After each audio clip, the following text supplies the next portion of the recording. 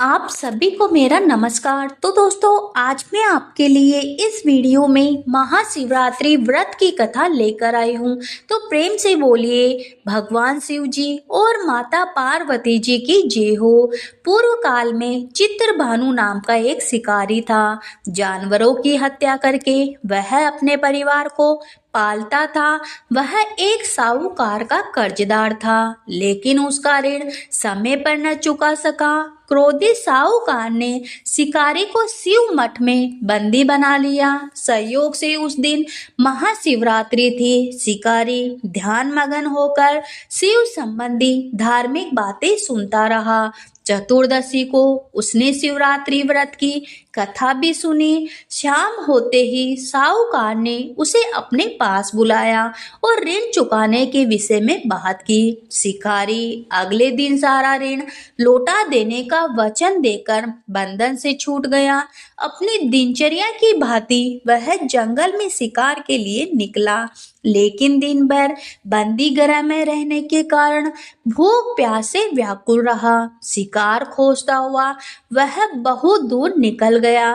जब अंधकार हो गया तो उसने विचार किया कि रात जंगल में ही बितानी पड़ेगी।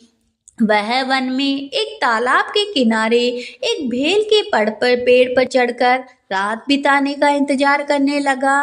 भील वृक्ष के नीचे शिवलिंग था, जो भील पत्रों से ढका हुआ था।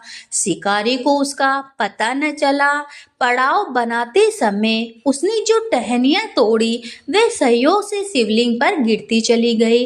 इस प्रकार दिन भर भूखे प्यासे शिकारी का व्रत भी हो गया और शिवलिंग पर भील पत्थर भी चढ़ गए। एक पहर रात्रि बीत जाने पर एक गर्भिणी हिरनी तालाब पर पानी पीने पहुंची। शिकारी ने धनुष पर तीर चढ़ाकर जो ही प्रचंडा खींची। हिरनी बोली, मैं गर्भिणी हूँ, शीघ्र ही प्रसव करूंगी। तुम एक साथ दो जीवों की हत्या करोगी, जो ठीक नहीं है। मैं बच्चे को जन्म देकर शीघ्र ही तुम्हारे समक्ष उपस्थित हो जाऊंगी, तब तुम्हें मुझे मार लेना। शिकारी ने प्रचंडा ढीली कर दी और हिरनी जंगल झाड़ियों में लुप्त हो गई। प्रचंडा चढ़ाने तथा ढीली करने के वक्त कुछ भील पत्थर अनायास ही टूटकर शिवलिंग पर गिर गए। इस प्रकार उससे अनजाने में ही प्रथम पहर का पूजन भी संपन्न हो गया। कुछ देर के बाद एक और हिरनी उधर से निकली। शिकारी की प्रशंसा का ठिकाना ही नहीं रहा। समीप आने पर उसने धनुष पर बाण चढ़ाया। तब उसे देख हिरनी ने विनम्रता पूर्वक निवेदन किया, हे शिकारी, मैं थोड़ी देर पहले ऋतु से निर्गत हुई हूँ, कामातुर वीरणी हूँ, अपने प्रिय की खोज में भटक रही हूँ। मैं अपने पति से मिलकर शीघ्र ही तुम्हारे पास आ जाऊंगी। शिकारी ने उसे भी जाने दिया। 2 बार शिकार को खोकर उसका माथा ठनका। वह चिंता में पड़ गया। रात्रि का आखिरी पहर बीत रहा था।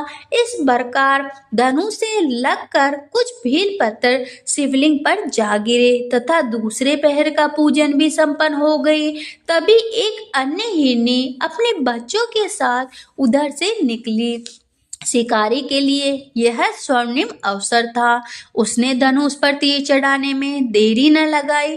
वह तीर छोड़ने ही वाला था कि हिरनी बोली, हे शिकारी, मैं इन बच्चों को इनके पिता के हवाले करके लौट आऊंगी। इस समय मुझे मत मारो। शिकारी हंसा और बोला, सामने आए शिकार को छोड़ दूं, मैं ऐसा मूर्ख नहीं। इससे पहले मैंने 2 बार अपना शिकार खो चुका हूँ। मेरे बच्चे भूख प्यास से व्यग्र हो रहे हैं। उत्तर में हिरनी ने फिर कहा, जैसे तुम्हें अपने बच्चों की ममता सता रही है, ठीक वैसे ही मुझे भी। हे शिकारी, मेरा विश्वास करो, मैं इनके पिता के पास इनको छोड़कर तुरंत लौटने की प्रतिज्ञा करती हूँ। हिरनी का दुख भरा स्वर सुनकर शिकारी को उस पर दया आ गई। उसने उस मर्गी को भी जाने दिया। शिकार के अभाव में तथा भूख प्यास से व्याकुल शिकारी अनजाने में ही बेलपत्र वृक्ष पर बैठा बेलपत्र तोड़ तोड़ कर नीचे फेंकता जा रहा था।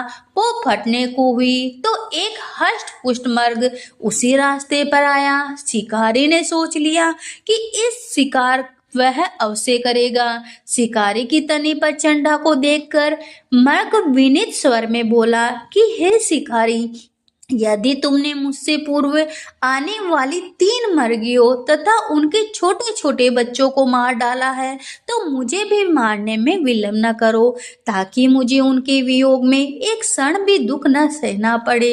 मैं उन हीनियों का पति हूँ। यदि तुमने उन्हें जीवन दान दिया है तो मुझे भी कुछ क्षण का जीवन दान देने की कृपा करो। मैं उनसे मिलकर तुम्हारे समक्ष उपस्थित हो जाऊंगा। मर्ग की बात सुनते ही शिकारी के सामने पूरी रात की घटना चक्कर घूम गया। उसने सारी कथा मर्ग को सुना दी। तब मर्ग ने कहा, मेरी 3 पत्नियां जिस प्रकार प्रतिज्ञाबद्ध होकर गई है, मेरी मृत्यु से अपने धर्म का पालन नहीं कर पाएगी। अतः जैसे तुमने उन्हें विश्वास पात्र मानकर छोड़ा है, वैसे ही मुझे भी जाने दो। मैं उन सबके साथ तुम्हारे सामने शीघ्र ही उपस्थित होता हूँ। शिकारी ने उसे भी जाने दिया। इस प्रकार प्रातः हो गई। उपवास, रात्रि जागरण तथा शिवलिंग पर बेल पत्र चढ़ाने से अनजाने में ही वह शिवरात्रि की पूजा पूर्ण हो गई। पर अनजाने में ही हुई पूजन का परिणाम उसे तत्काल मिला। शिकारी का हिंसक हृदय में निर्मल हो गया, उसमें भगवत भक्ति का वास हो गया। थोड़ी ही देर बाद वह मर्ग सपरिवार शिकारी के समक्ष उपस्थित हो गया ताकि वह उनका शिकार कर सके। किंतु जंगली पशुओं की ऐसी सत्यता, सात्विकता और सामूहिक प्रेम भावना देखकर शिकारी को बड़ी गलानी हुई। उसने मर्ग परिवार को जीवन दान दे दिया। अनजाने में शिवरात्रि के व्रत का पालन करने पर भी शिकारी को मोक्ष की प्राप्ति हुई। जब वह मृत्यु काल में यमदूत उसके जीव को ले जाने लगे तो शिव गणों ने उन्हें वापस भेज दिया तथा शिकारी को शिवलोक ले गए। शिव जी की कृपा से ही अपने इस जन्म में राजा चित्रभानु अपने पिछले जन्म को याद रख पाए तथा महाशिवरात्रि के महत्व को जानकर उसके अलग जन्म में भी पालन कर पाए।